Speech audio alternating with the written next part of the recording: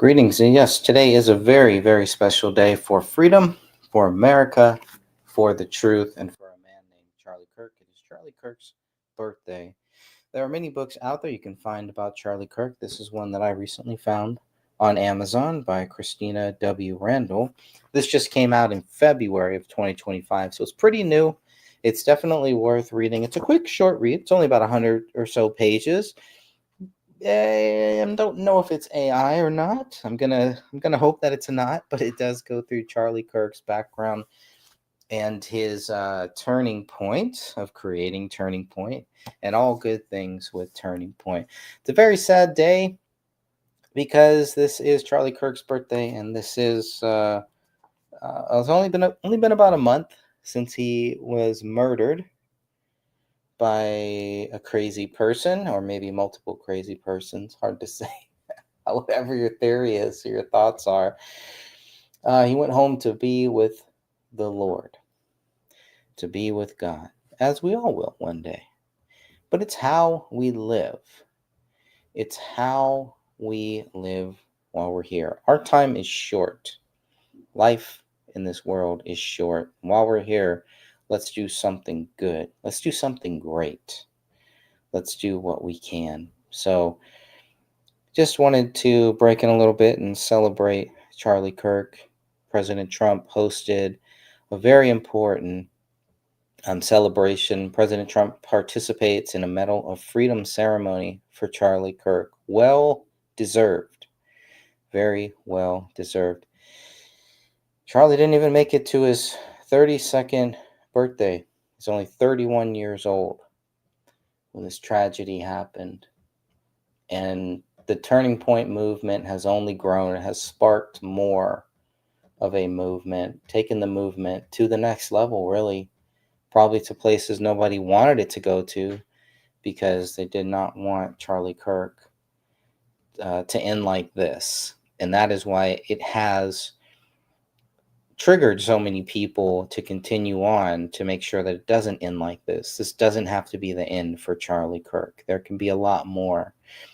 Because even what Charlie Kirk was doing wasn't about him. It wasn't about focusing on Charlie Kirk. He didn't name it Charlie Kirk's Turning Point. It was just Turning Point. Lots of great patriots out there. Lots of great things that are being done. And I figured maybe I would just read a little bit from this about Charlie Kirk's vision for the future of America. In his writings, Charlie Kirk has repeatedly articulated his vision for the future of America, one that is rooted in traditional conservative values, but also adaptable to modern political and cultural climates.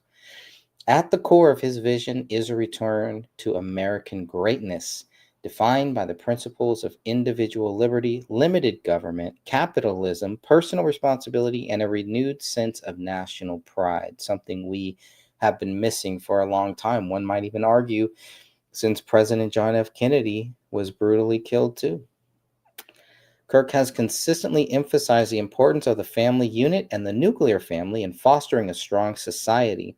He believes that the future of America depends on the preservation of traditional social structures, such as religion and family, which he views as essential for moral development. In this vision, education plays a central role, with an emphasis on teaching young people about the country's founding principles and the virtues of self-reliance, personal freedom, and hard work. Kirk often stresses that America's young people will be the ones to carry the torch of conservatism into the future. In foreign policy, Kirk supports a robust and independent America that prioritizes its interests over those of global elites or international institutions. This view aligns with his broader nationalist perspective, which calls for a strong military, secure borders, and an America First approach to diplomacy. Kirk's vision for America is one where the U.S. is a global leader, not beholden to international organizations or foreign nations that may not share America's values, like the New World Order, the military-industrial complex, the pharmaceutical-industrial complex, and so much more. Charlie Kirk shows what one man can do, and that it isn't just about one man. And where does Charlie Kirk put his hope and his faith and his future? He puts it in Jesus Christ, as we all should. And if we are willing to lay down our life for Jesus Christ, nothing can stand against us. If he is for us, nothing can defeat us. It's the moral of the story. It's a hard story to take, and as you're going to see here during this ceremony, Charlie Kirk's wife is still struggling. That's a hard time. It's only been a month, and imagine your loved one being taken down in that way, and your child is standing right there, wanting to reach out and help. Imagine what that does to a child.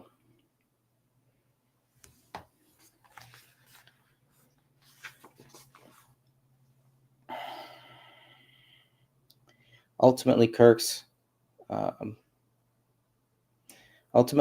vision for the future of America is one where conservatives regain cultural, political, and economic dominance, restoring the country's to traditional greatness while also preparing it for the challenges of the modern world.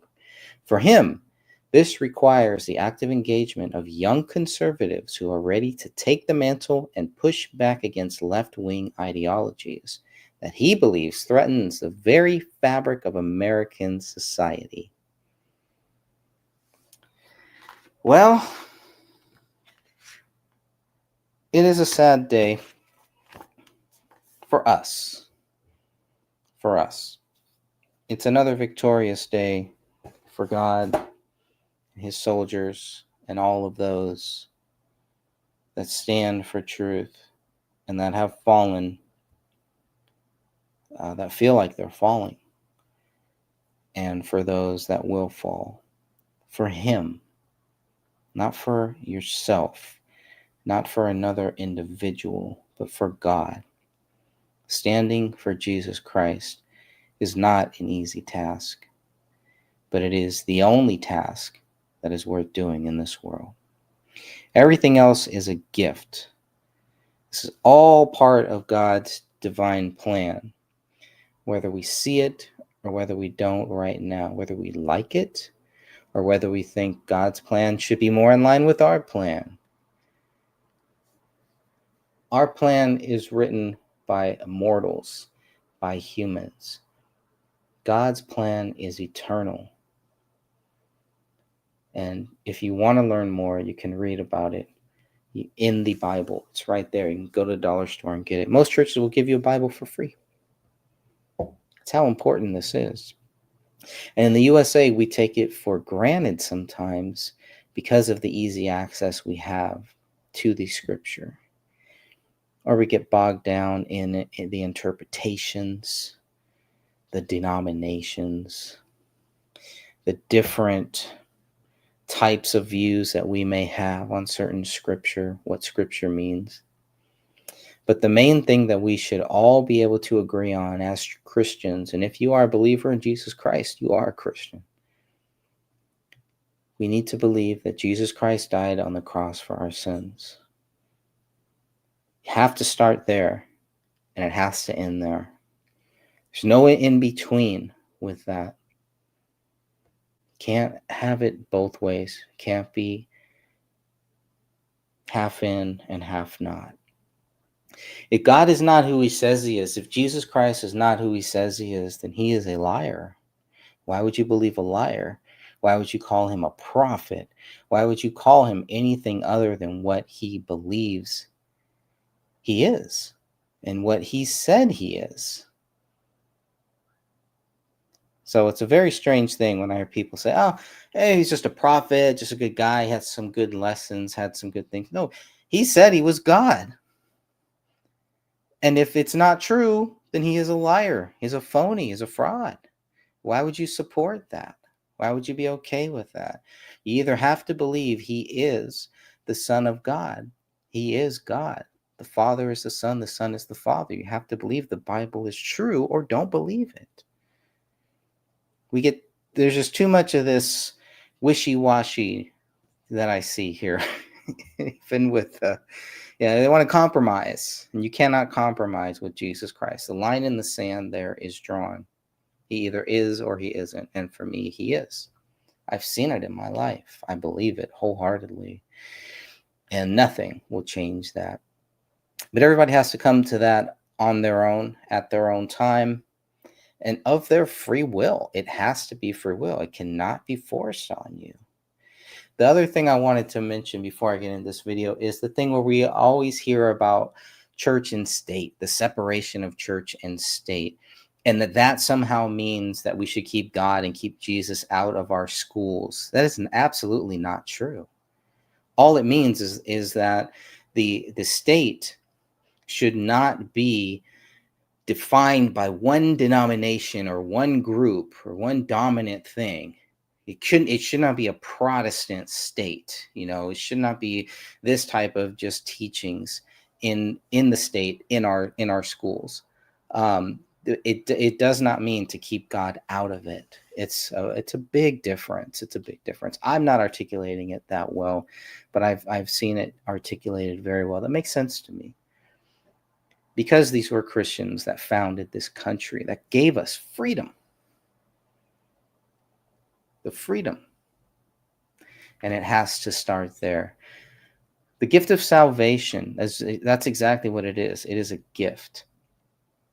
But it's a gift that you have to willingly take, and you have to mean it. It has to mean something to you.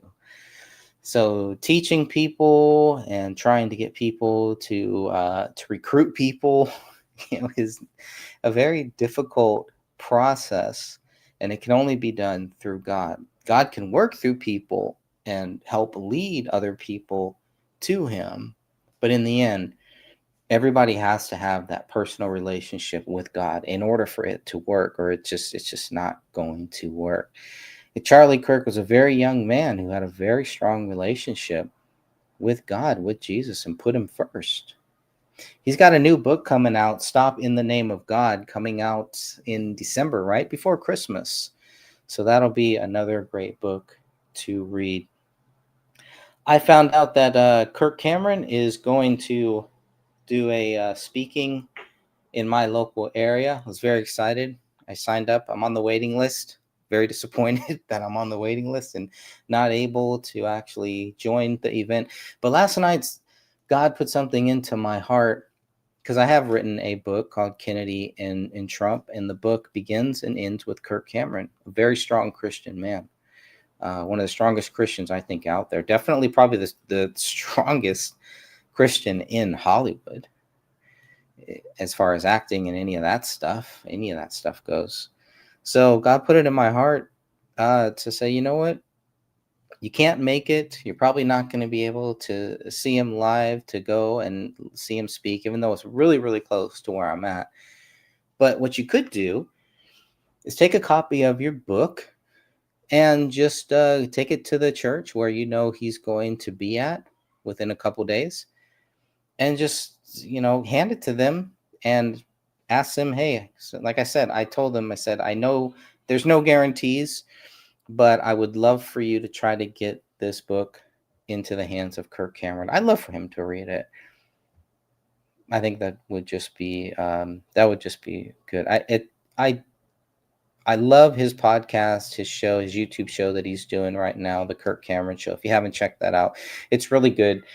It definitely ties in the current events, the culture that we live in, and I love how he always brings it back to God, back to Jesus Christ, and he's very articulate. Like I said, brings up some great points and has some great points of view.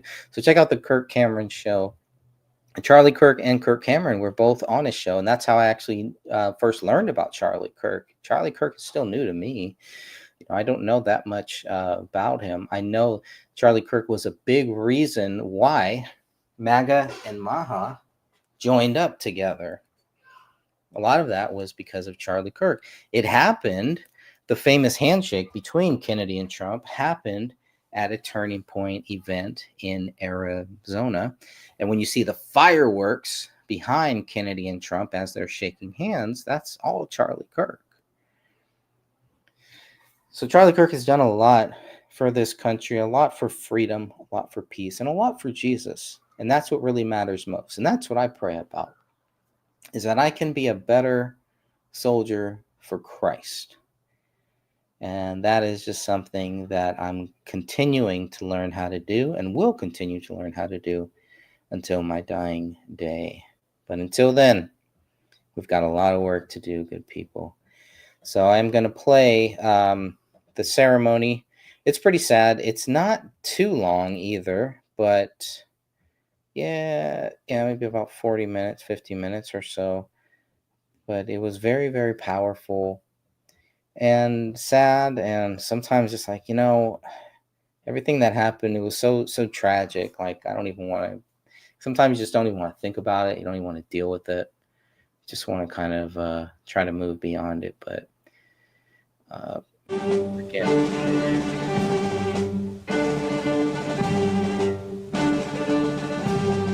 is from today. Ladies and gentlemen, the President of the United States, accompanied by Erica Kirk.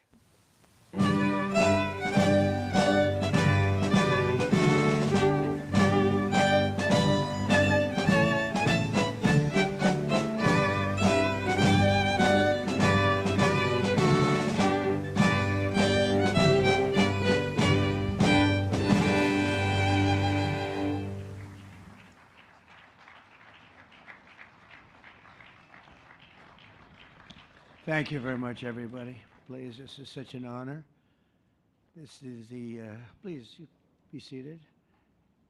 This is the first time we've been at the new and improved Rose Garden, and people are loving it. They're loving it like they've not loved a lot of things. We have the Presidential Walk of Fame, which you just saw, and it just opened. We wanted to get it open for this occasion. We were hoping we were able to get outside, and the weather allowed us to. It was supposed to be a terrible rainy day. I was telling Eric, and God was watching, and he didn't want that for Charlie. He just didn't want that.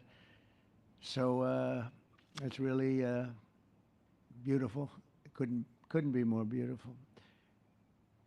Today we're here to honor and remember a fearless warrior for liberty, beloved leader who galvanized the next generation like nobody I've ever seen before, and an American patriot of the deepest conviction, the finest quality and the highest caliber, the late, great Charlie Kirk.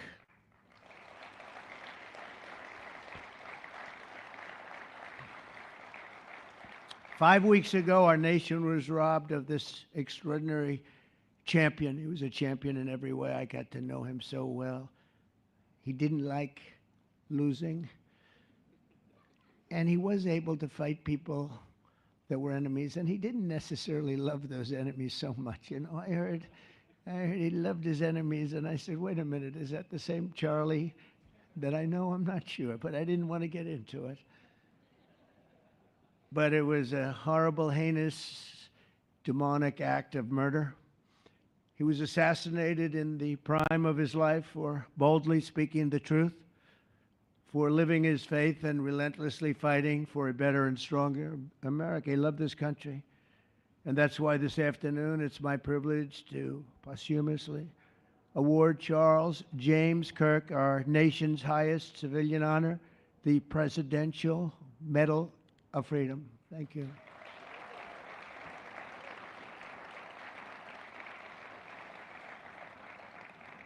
As you know, only hours ago, I returned from a very historic trip to secure peace in the Middle East. People said that couldn't be done. Charlie felt it could be done. Charlie felt it could be done. Thank you. Thank you.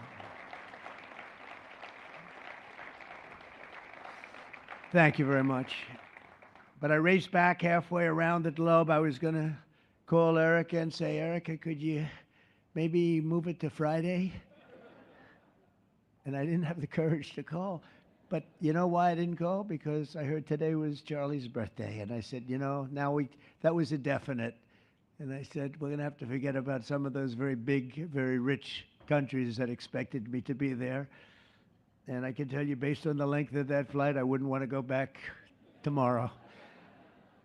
But I would not have missed this moment for anything in the world. Nothing. And it's a very important time for our country, and our country is doing so well. It's never done better. We are a country with almost now $18 trillion of investment coming in. Nobody's ever seen anything like that. Previous administration had less than a trillion for 4 years. We have more than 18, it'll be much more than 20 by the time the year, more than $20 trillion. There's never been a country in the world that had anything like that. What's happened to our country is incredible in a short period of time. Charlie was a big person for, sir, could we close up those borders, please, a little bit? They're really leaking badly. I said, Charlie, I haven't gotten there yet. But, it came out last 4 months. Literally nobody was allowed into our country. And the only people that were allowed in were people that came in legally. The borders are absolutely stone cold closed. And they reported 0, 0, 0, and 0. So that's pretty good. But he was a big believer. He wanted people in the country more than I did, frankly. He wanted them to come in legally. And he got his wish. October 14th is Charlie's birthday, and he should have been turning 32 years old. I tell you, when I first met him, he was like 22. And I said, boy, he's awfully young. But I thought he was older than that, He looked a little bit older than his age. That's okay, That's not good when you're old, but when you're young, it's great. He had the best of all things, but he was special. But instead, Charlie is attaining a far more important milestone. We're entering his name forever into the eternal roster of true American heroes. He's a true American hero, an amazing person, way, way beyond his years. And I'm honored to be joined by a woman who has endured unspeakable hardship with unbelievable strength, and that's Charlie's widow, Erica. And I just want to thank you, Erica. He loved you so much. I was with him. Oh, please. Thank you, darling. Thank you. I was with him before I met Erica, and he told me he was going to get married. He said, you won't believe how beautiful she is. I said, well, then now that I meet her, he's right. But then he also said, and you know what? She's like the smartest person I know. See, they do go together on occasion. Not often. Not often.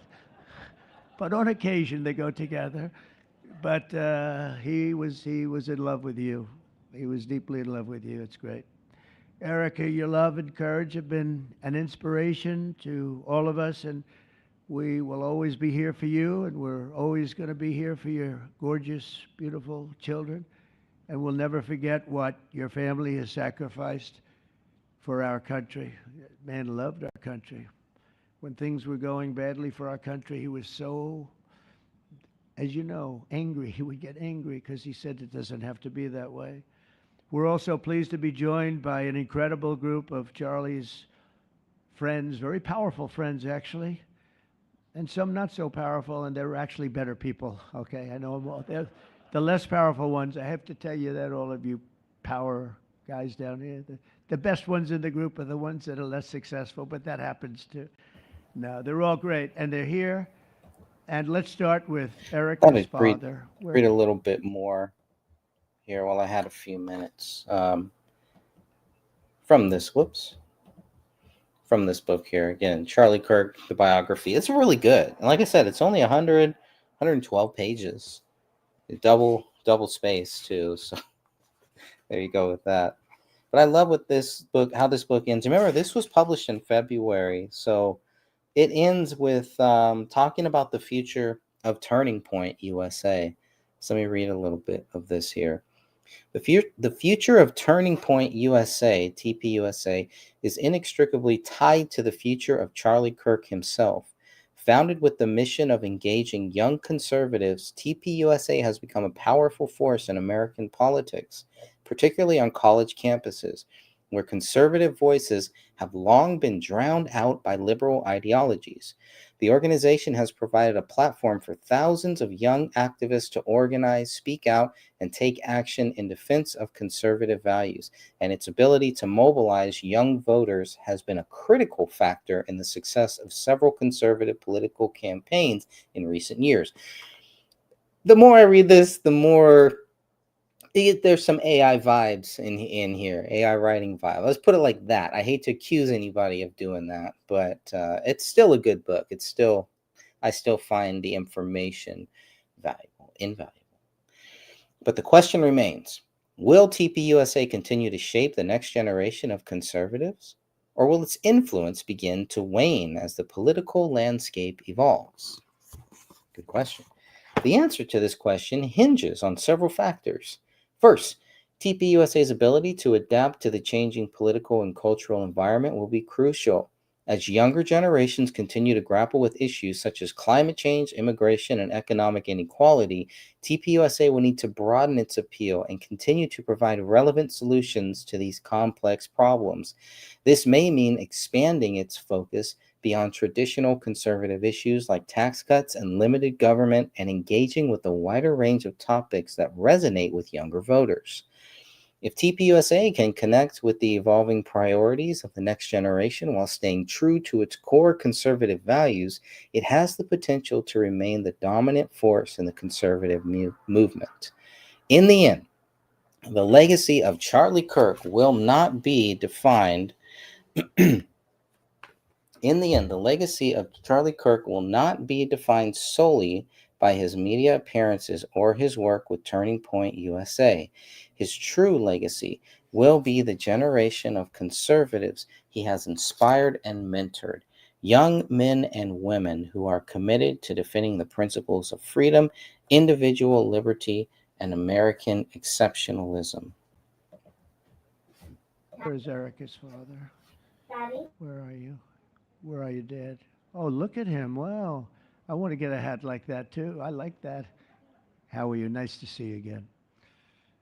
Thanks as well to Vice President J.D. Vance, who's been fantastic. J.D., thank you very much. Great. Doing a great job. Did a great job on Sunday with George Slopadopoulos. Put him away pretty good. All right, I'll just Second finish lady, this last. who's a phenomenal woman. By speaking directly to young people and empowering them to take action, Kirk has ensured that the conservative movement will continue to thrive, evolve, and adapt to the challenges of the future. Whether or not TPUSA remains a dominant youth organization in American politics, its impact will continue to reverberate in the years to come. The energy, activism, and passion of the young conservatives who have passed through its ranks will shape the future of the Republican Party, American conservatism, and the nation itself. As Charlie Kirk's voice continues to influence the conservative movement, it is clear that his legacy will be one of enduring political engagement, activism, and the fight to preserve the values that make America exceptional. Very powerful, and all of that can still happen even after his death, even after his passing, maybe even more so. Now, I think the argument can also be made that his passing actually is going to make him even more accessible and make people more curious about who this person is, does he have to say, and why should people care? What makes him so special? What did he believe in? Why are so many people relating to him? Why are so many people uh, concerned? And why would anybody try to take him out? All of these questions are what will lead many great Americans and people across the world to learn more about a great man named Charlie Kirk. I've been very impressed by the response after Charlie Kirk was taken out. And, there's always going to be those people that are just going to praise it and are okay with it and are happy that Charlie Kirk is no longer here. But what he did, what he said, what he wrote will live on. And there's many people, the reason why they resonate with him is because they agree with it. It's common sense stuff. These are not hard, difficult things to understand. So just wanted to share a little bit of that. I'll go back to President Trump here. Definitely a better speaker. Usha Vance, thank you very much, Usha. Thank you very much. Great woman. President of Argentina. He wanted to be here. That's Argentina's a serious flight, right? And he's become a superstar, and he's doing amazing things. He's a MAGA person, but it's make Argentina great again. That's what he does, right? And I want you to stand, please, Javier Milei, doing a great job. Thank you very much. Many members of my cabinet are here. Just about all of them are here. I won't go into every single one of them, but I'll announce a few of the people that have really turned this country around and helped me. Incredible people. Speaker of the House, Mike Johnson. Where is Mike? Mike, what a job you're doing, Mike.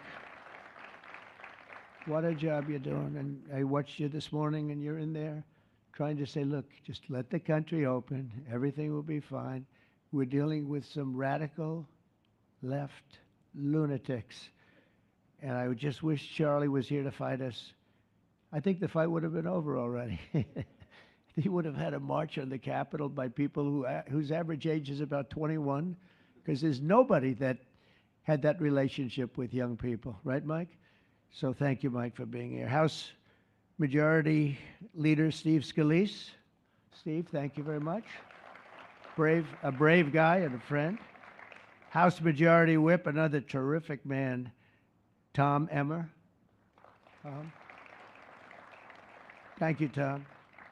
Senate Majority Whip, John Barrasso. John, thank you very much. You have all these senators. I'm going to get in trouble. I'm not going to read all their names. I'll be reading all day. We'll be talking about Charlie in about 45 minutes from now. We can't do that. So all of the senators, there's so many of you, thank you very much. I do want to thank Senator Thune for doing a terrific job. He's really been leading properly. Do you agree, Mike? The team, the two of these guys have been fantastic. So to Senator Thune, I want to thank you very much. Incredible job. I watched him this morning, and he was out there pounding them this morning on television, too. And John Barrasso, thank you for the work you've done, and congratulations on your success. But I want to thank you all and all of the Congress people that are here. And I see we have our Attorney General here, and you are doing a fantastic job. Thank you very much, Pam. Thank you. Thank you very much. We have everybody. Wow, that's incredible. Okay, I'm not going to do any more. I'm going to be here too long. But I just want to thank you. Have given him such support, but he always gave you such support. That's why you're here. And very unusual. Charles James Kirk was a visionary and one of the greatest figures of his generation. He was truly an amazing figure and growing leaps and bounds. He knew that the fight to preserve our heritage is waged not only on the battlefield and in the halls of power, of which we have tremendous power here, including the head of a place called War. We call it now War. We had Defense. We had our Secretary of Defense. Now we have a Secretary of War. And somehow I think it's more emblematic, and hopefully we'll never have to use war, but the fact that we're ready is very good. Peace through strength is very important, but also in the hearts of our nation's youth. That's where Charlie rode strongest. At age 18, that insight inspired Charlie to found the organization that ultimately touched the lives of millions and millions of people, and so many young people that nobody's ever seen anything like it, frankly. Turning Point USA. It's amazing, and it's actually bigger now. It's become bigger in the last few weeks than Charlie ever thought. I think his end vision in many years from now would have been just a fraction of what it turned out to be in a couple of weeks, right? It's amazing. With hard work and joyful spirit and endless enthusiasm and determination. And he did have great enthusiasm. You know, I always say you need enthusiasm to be successful. He had great enthusiasm. Charlie grew Turning Point into the largest conservative youth organization in the entire country. He forged a personal bond with countless young conservatives. He fought for free speech, religious liberty, strong borders, and a very strong and proud America. In everything he did, he put America first. He really put America first. And ultimately, Charlie became more than a leader of an important organization. He became the leader of historic movements all over the country. There were movements, individual movements, one movement, but it was historic. Everything he did was historic, and a true evangelist for the cause of freedom and the word of Almighty God. God was very important to Charlie. He would say, you know, if you don't have religion, you're not going to have a strong country. It's true. He was so wise beyond his years. You know, I talk to him sometimes and say, this guy is like a young guy. He was really a wise man. From the time Charlie worked on my presidential campaign in 2016, and he was there right from the beginning. He liked me. I don't know. I have no idea why. What the hell was he thinking? He said, you're going to win, sir. I said, you know, I'm running against 17 senators and a lot of tough people and governors. We have all these people. And he said, no, you're going to win, sir. He said, not going to be close. And he made it happen. He helped make it happen. I'll tell you that. Without him, who knows what would be. Maybe you'd have Kamala standing here today. That would not be good. I will tell you, Javier, you don't know who Kamala is. Promise, it would not be good. You agree with that, Howard? He also mobilized countless citizens to go vote. It's called Go Vote. Very simple. And with his help in 2024, we won more young people than any Republican by far in the history of our country. And we won the popular vote. We won the swing states, all 7 of them. Remember, they said, oh, well, if Trump could win 4, that would be nice. I win 7 by a lot, by a landslide. But the popular vote was massive. And we won the Electoral College. Remember, they said, well, it's going to be very hard. I'd say 270. Well, we got 312 to 226. And then we won something called districts and councils and different things. But in one case, we won 2,750 to 525. That's the one where you see the map is almost entirely red, except they have a little blue line on one side and a little blue line, meaning New York, and a little bit Los Angeles. I have a feeling that if the vote were 100%, we would have won that too. You want to know the truth.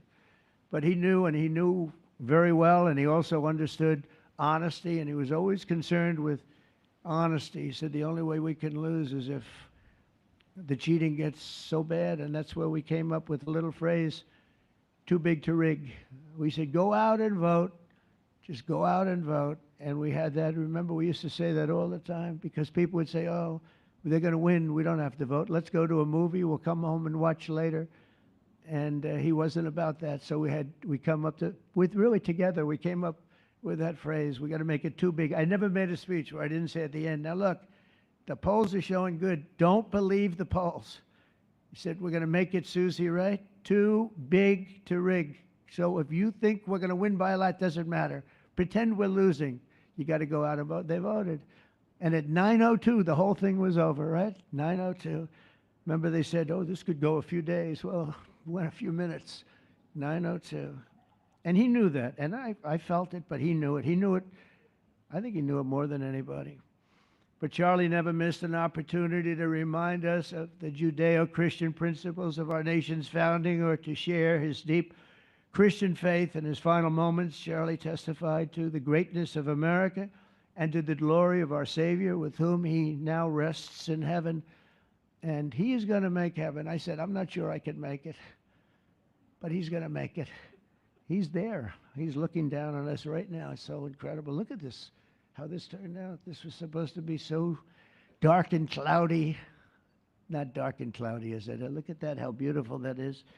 There's no artist that can capture it as beautiful as it is today. Wow, it's amazing. As I said, on the day that he was assassinated, Charlie Kirk was a martyr for truth and for freedom. And from Socrates to think, and to St. Peter, from Abraham Lincoln to Martin Luther King, those who change history the most, and he really did, have always risked their lives for causes they were put on earth to defend. He was put on earth to do exactly what he was doing. He didn't want to waste time. He would have been a top student at any college in the country. I know the colleges well. He's smarter than the guys there. He was so smart. But he almost, I guess, didn't have the time. He knew what he wanted to do. It wasn't like, gee, I want to sit in the classroom for 4 years listening to people teach me liberal principles, because they were never going to teach him that anyway. But he didn't have the time. He really didn't have the time. But every time the enemies of goodness and virtue tried to silence the voice of righteous and noble leaders like Charlie, they failed. They seem to fail. Ultimately, they look like they're doing well, and then they end up failing, because the truth has been unrelenting over the years, over history.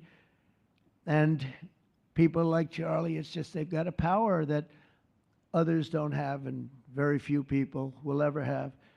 So today, like those martyrs before him, Charlie's voice, his message, and his legacy are stronger and greater than ever before. They are greater than ever before. Look, this is a horrible event, but it brought out the greatness of Charlie. Nothing could have ever supplanted this.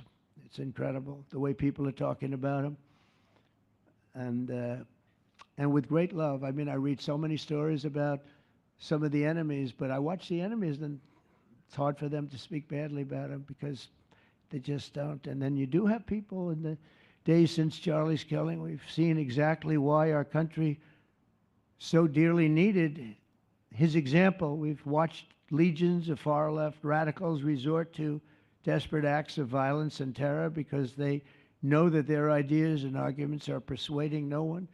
They know that they're failing. They have the devil's ideology, and they're failing, and they know it. They feel it, and they become violent. They seem to become very violent on the left. They've rammed vehicles into federal law enforcement, fired sniper rifles at ICE agents, and me, you know. But I made a turn at a good time. I made a turn at a good time. I turned to the right. Charlie couldn't believe it, actually. He said, how the hell did you make that turn? I said, I don't know. But fired rifles and threatened the lives of our Supreme Court justices, our great justices. They have to be protected.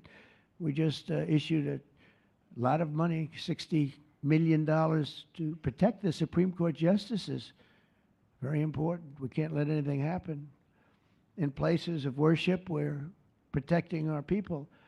We've seen that a candidate for Attorney General in Virginia boasted that he would want to see the Republican legislature, a legislator in Virginia, shot in the head and to see his children murdered. He actually said this. And now he continues to run for office, and most people continue to back him, but he said he wants his man shot. He said shot in the head and to see his children murdered. And they keep running. Pretty amazing, right? That's a bad one. Let's see how that turns out, but that's a really bad one. Nobody's heard that one before. Especially in the wake of Charlie's assassination, our country must have absolutely no tolerance for this radical left violence, extremism, and terror. We're done with the angry mobs, and we're not going to let our cities be unsafe. We're going to make sure our cities are safe. When you have Chicago, where they had 4,000 people murdered over a very short period of time, 4,000 people. And then we have a governor stand up and say, oh, things are going swimmingly. No, they're not. We're going to make Chicago safe, just like we're going to make, look what we did in D.C. It's so nice that we started here, because this was one of the most violent places in the United States. It'd be dangerous to be right out here. But you couldn't go to a restaurant. The restaurants were all dying. The whole place was dying. You'd have these gorgeous, look at the Washington Monument over there. You'd have these gorgeous buildings and monuments and structures. And people were afraid to leave their apartment. They were afraid to go to work. They'd get into an Uber, and they'd feel safe, and then the Uber would be attacked. They thought they made it to safety, and then the Uber was attacked on the trip in. But we've done a great job, and now it's considered a totally safe city. We haven't had problems. It took us 12 days to make it great. We took out, Pam, 1,700 hard criminals, career criminals in many cases, but these are hardened criminals. Many of them came in through the Biden open borders. We brought them back to the countries. And a couple were so violent that we put them in jail. We don't want to take a chance that they could get back in, because no matter how good we do, somebody can sneak in. They were so violent and so bad. One arrested 28 times. Every time he left prison, he'd get into a violent incident. 28 times. And we put him away for a long time. But we're done with the angry mobs. We're done with it. This is such an unbelievable place right now. You take a look where you can walk down the middle of the street with your wife or your husband. Your children can walk. They can walk alone. It doesn't matter. They can walk anywhere in Washington, and they're safe now. If this were a year and a half ago, a year ago, they'd have a serious chance of being badly hurt, even killed. Even killed. They'd come in from Indiana. They'd come in from Iowa. They'd come from Florida to see their nation's capital, and somebody would have to call the parents, I'm sorry, but your son or your daughter's been killed. Not anymore. You hear those sirens going off? That's good. That's a good sound. That means they either got the bad guy or they're going to stop the bad guy. You didn't hear that sound because nobody wanted to do anything. Nobody. Listen to the beauty of that sound. Seriously. And that's the real deal sirens. They're not politically correct sirens. You hear them, they're about 3 miles away. That's great. What a beautiful sound. They're stopping crime. That's what they're doing. So we're done with the voices of fools. They're fools. And death threats, and we're going to make our cities safe. And I thought it was Charlie's, one of his biggest dreams was that. He couldn't believe it. Chicago is going to be a great city again. We've already, we sent people in there 6 months ago, and this governor said, well, crime is down. Yeah, that's because we had the FBI in there for 6 months, just preparing it for the bigger surge. And they've done a great job, the cash and the FBI. They've done a great job, and they love doing it, They love being able to do it. They were restricted from doing it. They couldn't do anything. And now they're totally unrestricted. All they have to do is stop crime. And they're doing it. By the way, Memphis, as you know, you heard they went in about a week ago.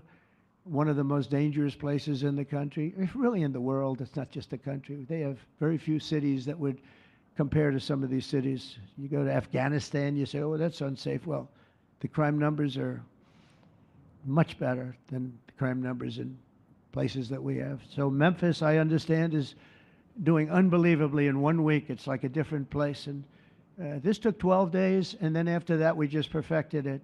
But after 12 days, we had good safety here. After 1 month, it's like, it's really amazing. And by the way, restaurants are booming. Restaurants are opening up. The big problem we have, you can't get into a restaurant in D.C. anymore. So they're opening up. It's a beautiful thing to see. It's called safety. It's called law enforcement and letting them do their job. And that's why I said last month that I have directed the Attorney General and the Department of Homeland Security to confront the very real threat of left-wing terrorism in our country. It's a real threat. Not when you confront it, it's not, because they're not brave people. In fact, they're cowards. When you confront them, they immediately fold. You have to see them fold. You have to see them crying. They fold. But it includes dismantling the networks that fund them and finance them, and we're finding out who those networks are. We already know quite a few of them.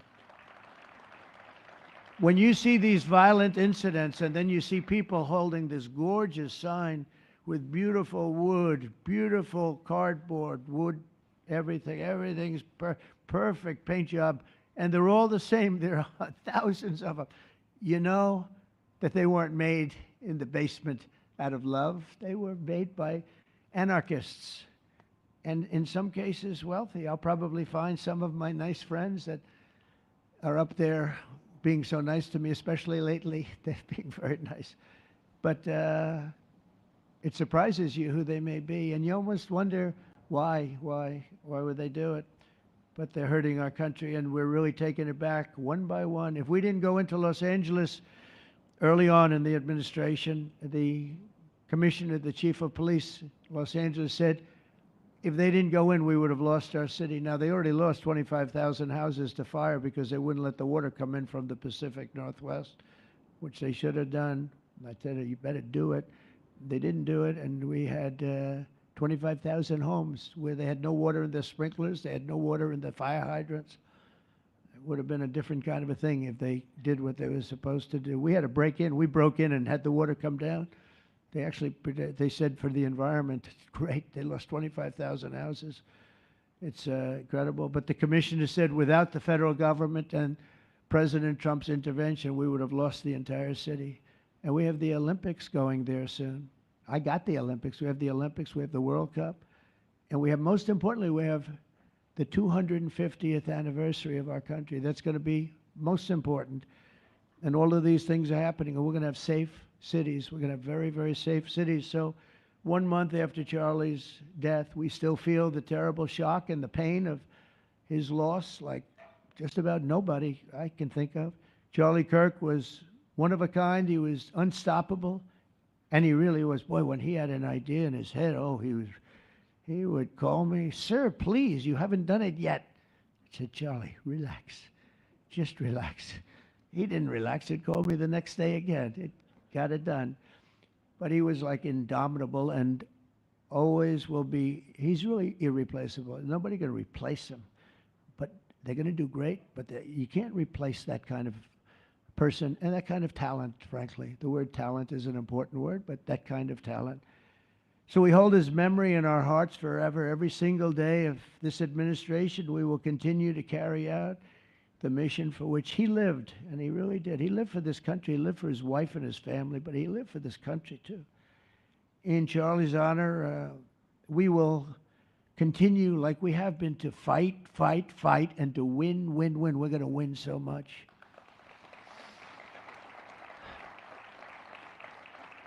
So the Presidential Medal of Freedom is a big deal. You have the Congressional Medal of Honor, military, and the Presidential Medal of Freedom, which is civilian. And the Presidential Medal of Freedom is a really big deal. Very few people get it. Very few people, frankly, qualify. It's a decision of the president, but it's a qualification that's a very hard one to get. And I would like to ask, if I might, the military aide to read Charles James Kirk's citation for the Presidential Medal of Freedom. Thank you very much. Thank you.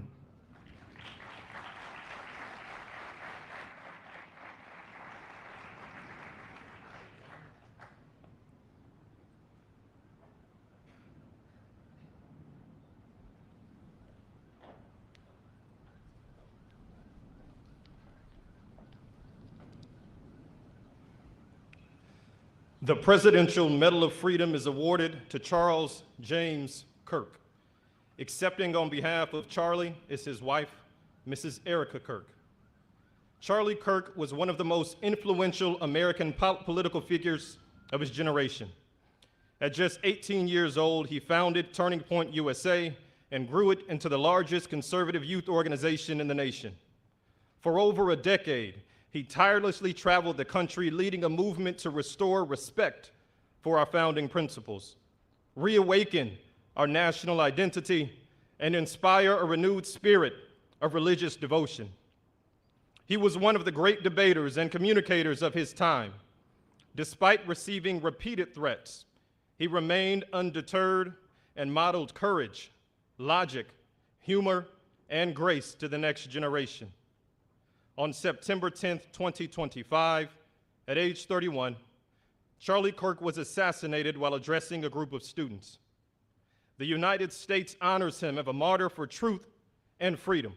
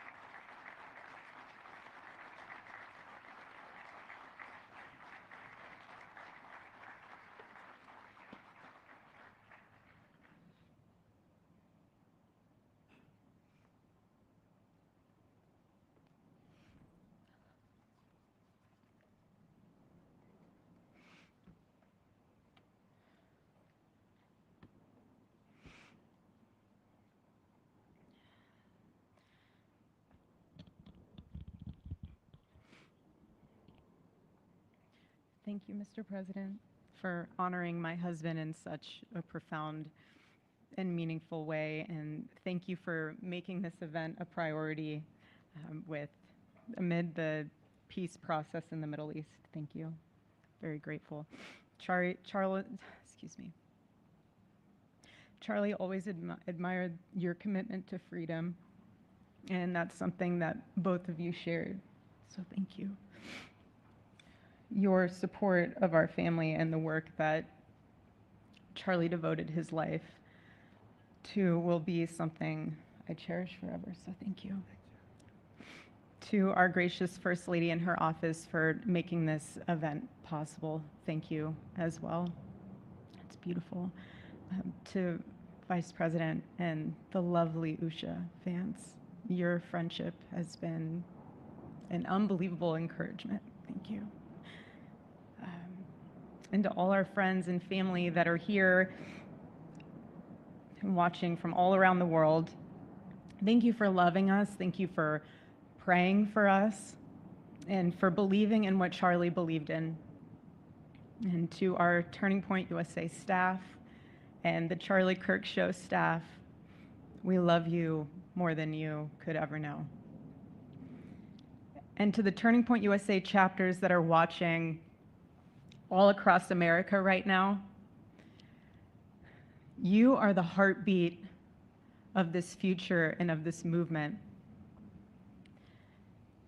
Everything that Charlie built, you guys are the legacy holders of that. You are living proof that his mission did not die with him. It lives through you.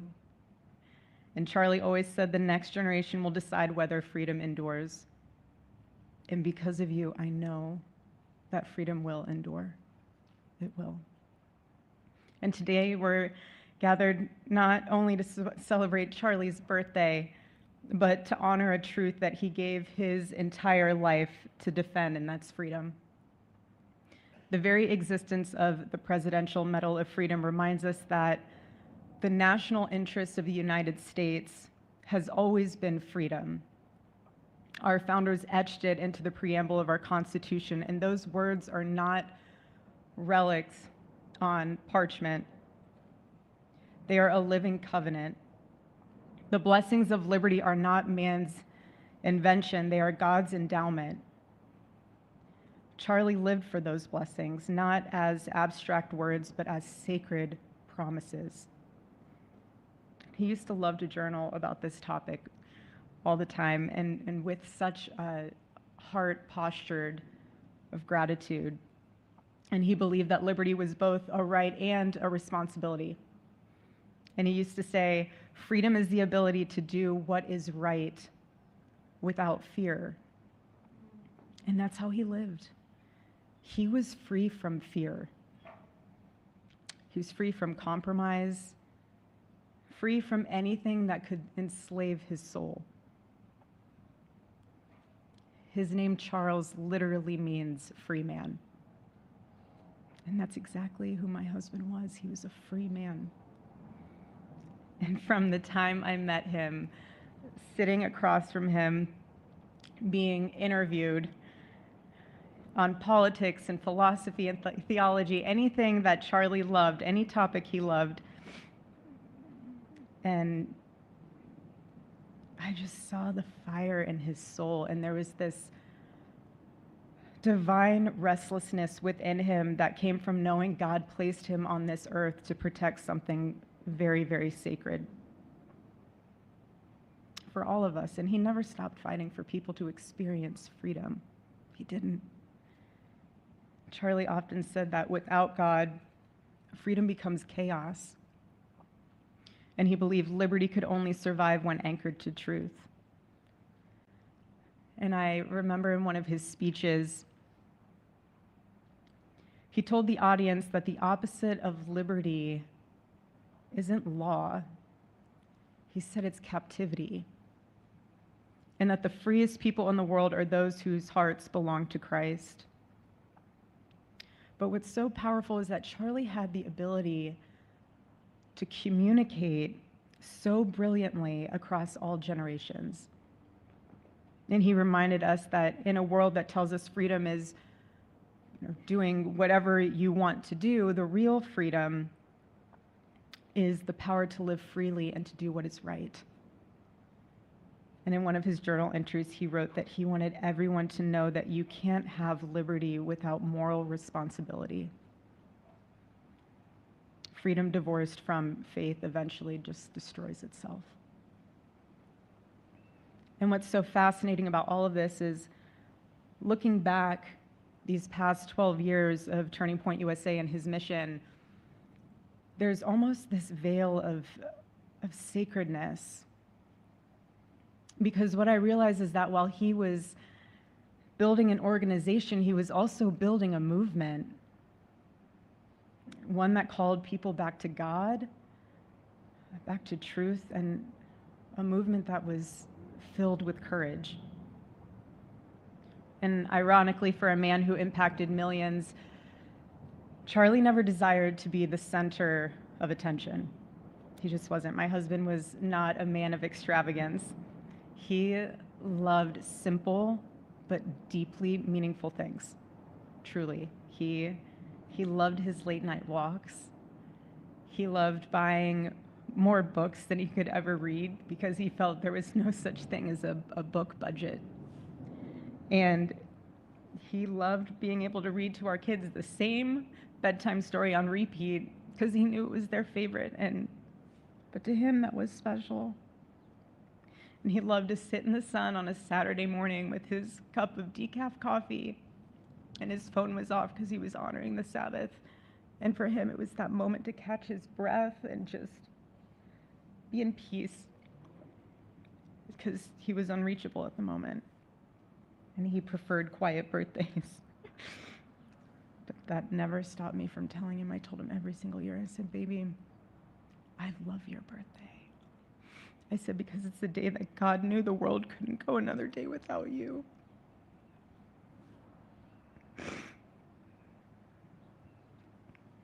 And so the rhythm of our usual birthday celebration for him was mint ice cream, mint chocolate chip ice cream. He only had it twice a year, on his birthday and 4th of July.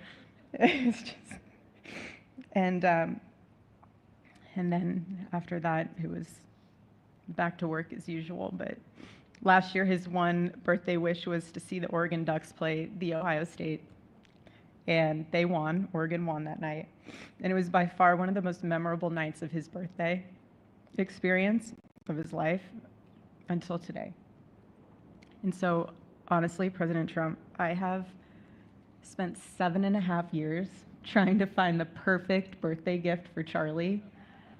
And it's so difficult. And those of you that have spouses or loved ones, you know how difficult it is sometimes to buy a gift for someone that you love, because he wasn't a materialistic man, so that also did not help.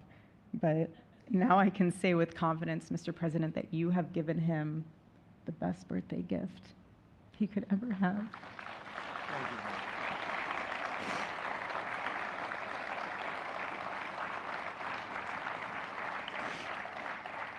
It's such an honor and the recognition of a life lived for defending freedom. And that's what Charlie fought for until his last breath. And it was written across his chest in those final moments on one of his simple t-shirts that always carried a message, and this one bearing a single word, freedom. That was the banner over his life, and that shirt was a declaration. The same declaration he made in every speech, every campus visit, every time he shared the gospel at a church, every sleepless night that he would spend praying for the youth of this nation and planning for the future of our country, and just impressing upon them that when we defend liberty, we defend the soul of our nation. My husband never told anyone what to say. He never did. He never told anyone what to say. He would just encourage them to think. He would encourage them to think outside of the traditional political labels. He would want them to think in a way that was anchored in wisdom and truth. But he would never tell anyone what to say. Charlie wasn't content to simply admire freedom. He wanted to multiply it.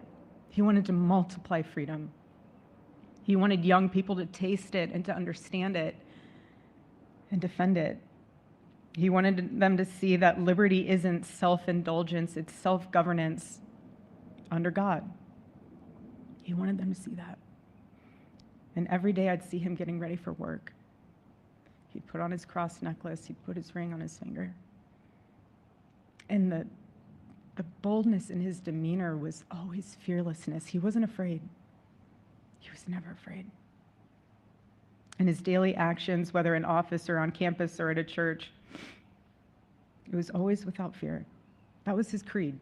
That is how he lived out every single day. He didn't fear being slandered. He did not. He didn't fear losing friends, I can tell you that. He didn't. He didn't care. He stood for truth and stood for freedom, and he did not, everything else was just noise to him. And it's because his confidence in Christ was absolute. That's why. There was no limit to what he would have sacrificed to defend freedom for all. And if the moment had come, he probably would have run for president, but not out of ambition. He would only have done it if that was something that he believed that his country needed from a servant's heart standpoint. And Charlie lived only 31 short years. No, he's 32, but on this side of heaven, but he lived. He lived every single second he lived. He filled every single day with purpose, and he fought for truth when it was unpopular. And he stood for God when it was costly, but that's what we're called to do. Surprisingly enough, he did pray for his enemies, which is very hard, but he did. He did. He did. No one else, I mean, I saw him do it. No, he never did it in front of anyone else, but I can attest to that. But he also loved people when it was inconvenient. And he ran his race with endurance, and he kept the faith. And now he wears the crown of a righteous martyr. And for me and for our children, the truth really studies our grief, because heaven gained what earth could no longer contain: a free man made fully free. To all watching, this is not a ceremony. This is a commissioning. And my message is simple. I want you to be the embodiment of this medal. I do. I want you to free yourself from fear. I want you to stand courageously in the truth. Listen for the still, small voice of God. And remember that while freedom is inherited in this country, each of us must be intentional stewards every single day. God began a mighty work through my husband, and I intend to see it through. And the torch is in our hands now. It's in mine, it's in yours, it's in all of yours, it's in all the students with Turning Point USA. And before I close, I'll share with you that I asked our daughter what she would like to say to Daddy for his birthday.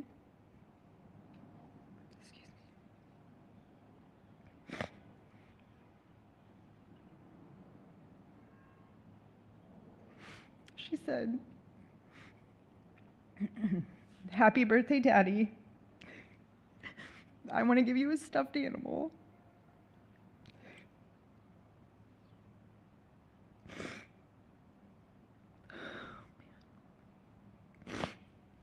I want you to eat a cupcake with ice cream, and I want you to go have a birthday surprise.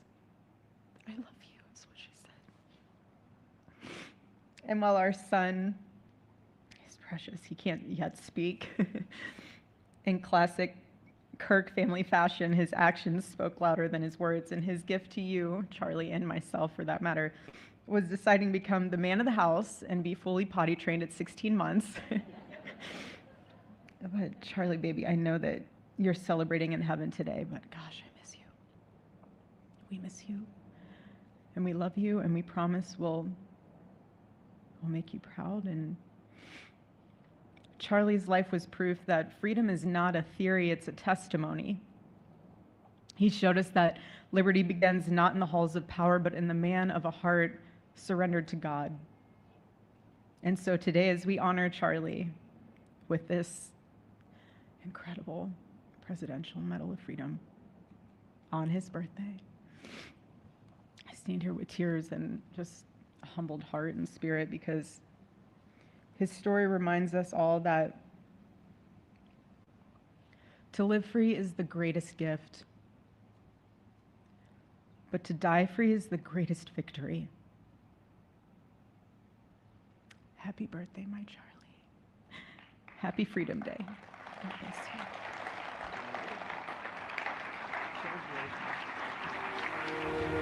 you.